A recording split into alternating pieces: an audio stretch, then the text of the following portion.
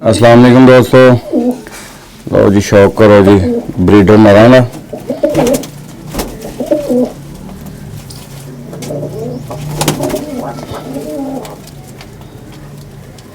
ये 65 वाला जी, ये अपना एजड अंडे बच्चे करता बाबा। ए नीले का शौक करो, चिट्टियां अखां वाले का शौक करो। यह वड्डा कबूतर है अपना चिट्टियां अखां वाला।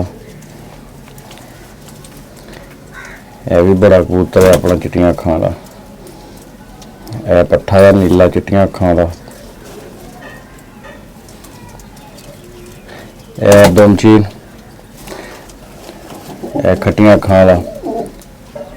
जिहदा पट्ठा 3 बाजियां जित्तिया अपने 81 दे विचों पॉइंट। है भी चिट्टियां अखां वाला। यह सामने 65 वाला।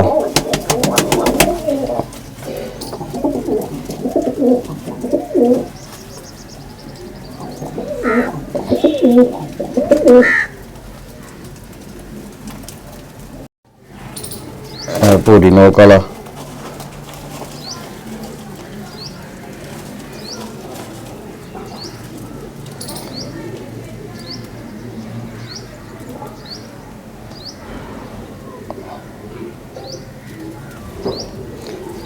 नर ने जोड़े आप जोड़े तोड़ के लादा किए हुए हैं। गर्मी बहुत है इधर, इसलिए लो जी दोस्तों, नीले का भी एक तो शौक करो।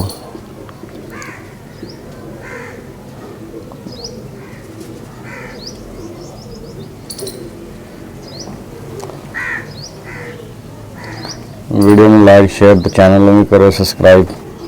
जिंदे वास्ते रहो, मिलते हैं एक नई वीडियो के नाल।